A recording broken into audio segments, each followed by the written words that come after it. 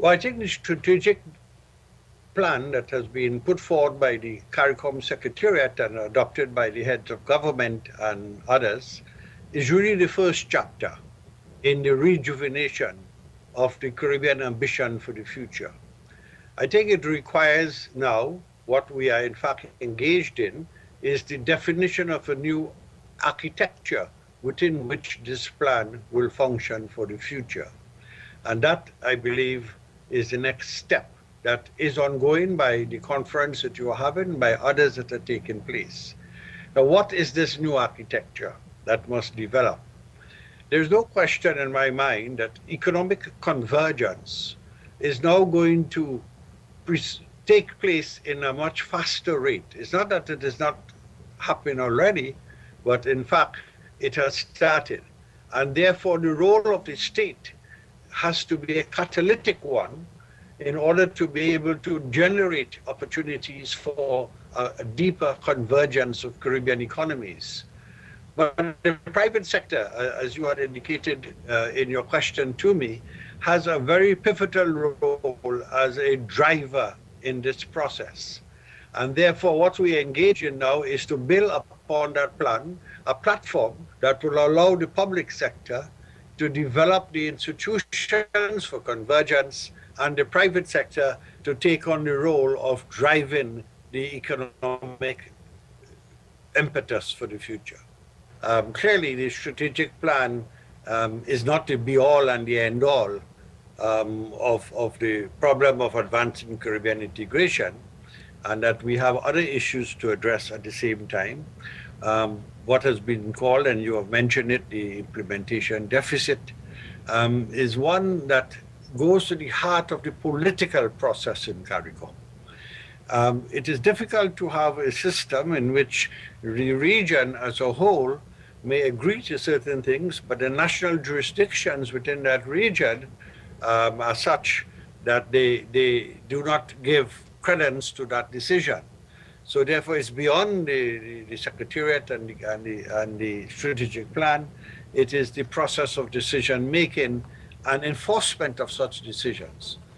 Now, it was suggested at the forum that perhaps a dialogue among the parliaments of the region might be a good starting point. It's not an easy issue, but it's an issue that must be addressed. And one proposal that came forth is, why don't we have a Caribbean Parliamentary Forum to start dialogue on ensuring that we remove a lot of the political barriers for implementation, so that CARICOM, as laudable as it is in terms of its future, will not be based on all these restrictions in decision-making. Now, it takes too long. There's no question about that. I and you have been involved in doing partial scope agreements, and we have to get agreement from every single Caribbean country. Sometimes by the time you get that agreement, the events are no longer relevant. And therefore, we cannot have a system that requires us to spend years in trying to come to an agreement when the economic circumstances are going to change.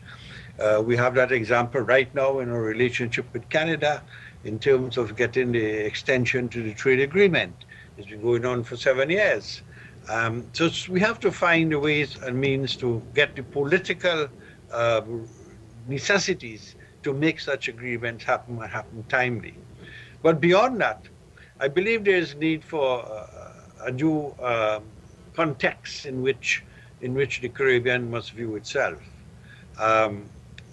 At the forum that was held here in Port of Spain, there was a very interesting presentation that came up on the issue of space diplomacy.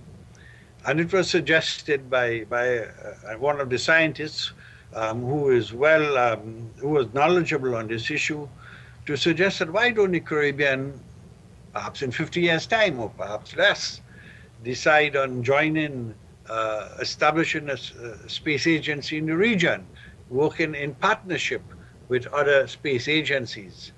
And I think what it does say is that the ambition of the Caribbean must rise for the future. And I applaud the Commonwealth Secretariat for making that presentation in Caribbean 2050, and these ideas were outlined. So I think the issue that you have raised is very critical, but we need to deal with the political aspect. I saw on your program that you have a friend of mine, Avinash Prasad, professor, who wrote a chapter in one of my books that I had done on the concept of the anti-growth coalition in the Caribbean region. It was well received by scholars, and it's something that we need to address. And what it really says is that the political economy of the region is such that growth is being retarded by the very people who are responsible for creating growth. And that is an issue of political institutions and the issue of politics.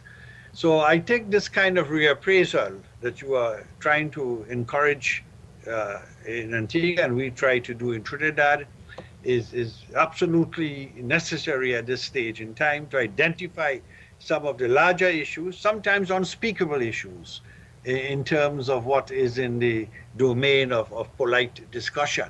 And perhaps the Caribbean has been involved in too much polite discussion on the issue of its future and too little disruptive discussion on what has to be disrupted in order to bring about a new pathway for development, which I think is the subtitle of your conference.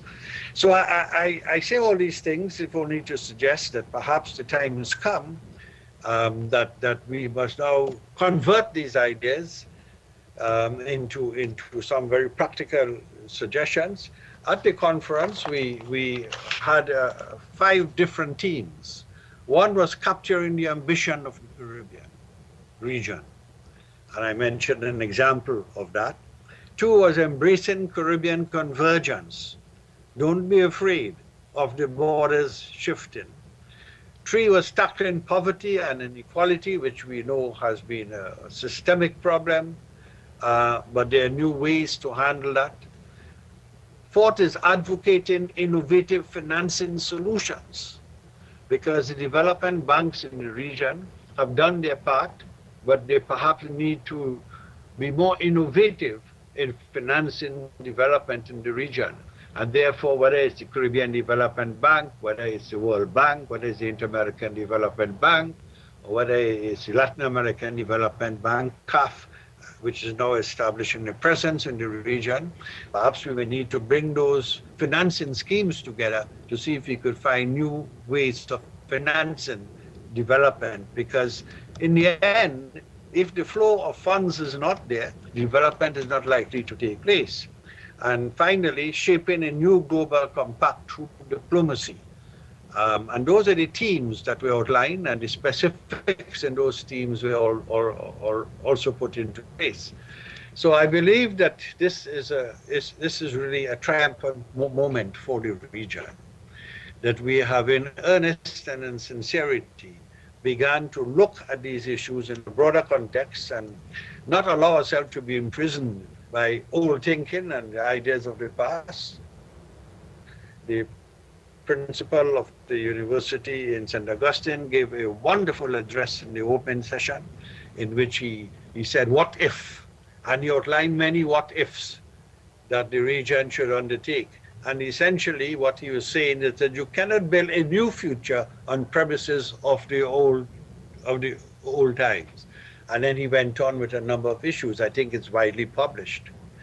And even the Vice-Chancellor of the university, the new Vice-Chancellor, Sir Hilary Beckles, who actually gave the open address for the conference, outlined a completely new way of looking at education in the region and young people and productivity.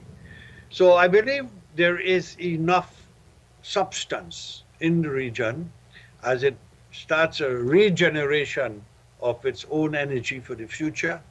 But I must warn that there is an impatient society. There is a society, and in fact these conferences that we are having are generating an expectation. And this impatient society with high expectations will soon lose its enthusiasm for it if there is not immediate action that will deal with some of the current problems of the day and in the context of a different future.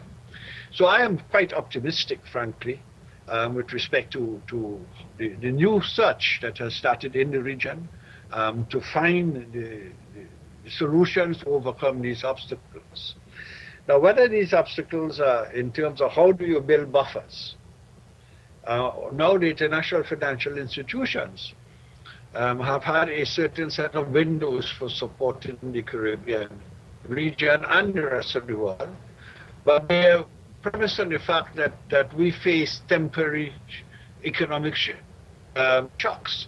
We have permanent economic shocks, so we need permanent institutions, and therefore we should convert those windows of support from cash flow support, perhaps to creating sustainable buffers for the future. And therefore it needs to redesign those windows of support that the international financial institutions have for the region. But it can only happen if there is a domestic policy initiative that supplements and complements that effort. So what I am really saying to you, Ambassador, is that I think we are all engaged now as Caribbean people in trying to find some ways to question some of these old assumptions, and at the same time to chart a very practical way forward.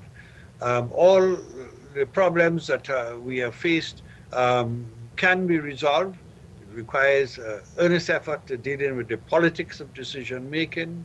It requires an earnest effort to discuss some of the mechanisms for development financing, and it requires a different way to conceptualize the private sector embracing a different world, as well as the public sector, as we indicated. So I am not going to simply put my hands down and say that talking will solve the problem. There are some hard economic decisions that will have to be made. I think the models of which I mentioned earlier, in terms of movement of capital, movement of technology, the institutions to do that. I don't think the Caribbean integration movement can move very far with its current context. I think it has reached its limits. But it is not that it is not successful in the past or not become an important pillar for the future, but it cannot be relied upon to take us into that new horizon. But it must work as one of the fundamental anchors of Caribbean development. And as I mentioned to you, there are models that were discussed as to how we move forward. Trinidad and Tobago, I could tell you, we have taken a very positive position with respect to the change in the architecture, with respect to trade. We have recently become a full and active member of the Latin American Development Bank. We sometimes referred to as CAF.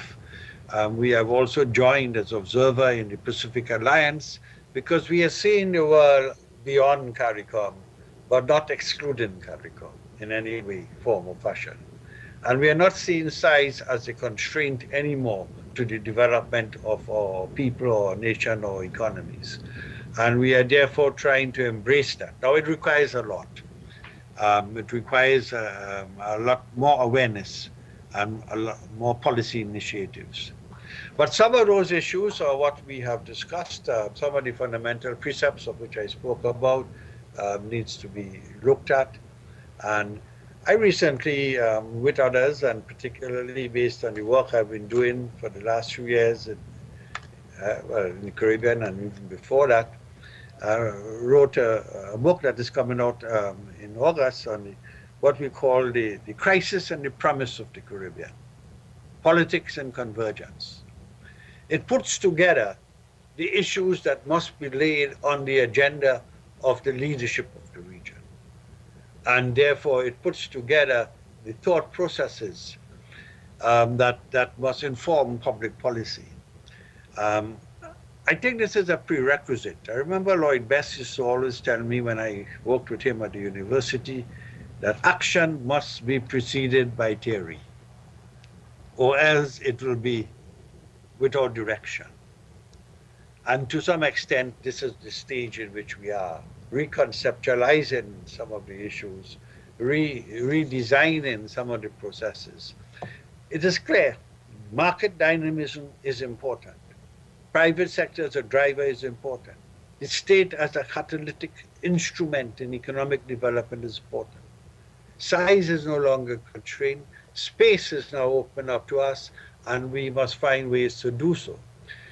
Now, it is nothing short, really, of creating a new sense of confidence in our collective independence. That is what is required. A new sense of confidence in our collective independence as the Caribbean people. We have moved very far, and many people have marveled how far we have moved in the context of a free and democratic society.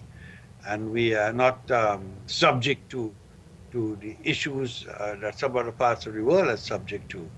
But now we need to change the paradigm. And I hope the conference will deal with some of these issues which are raised here with you, and do not skirt the issues. It won't happen in any one session, but it will happen by a dialogue.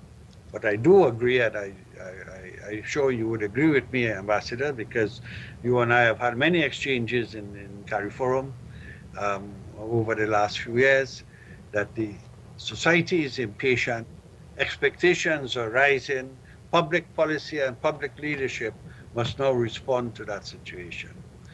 And therefore, we've got to identify 3 or 4 things that can happen in order to keep the level of believability intact.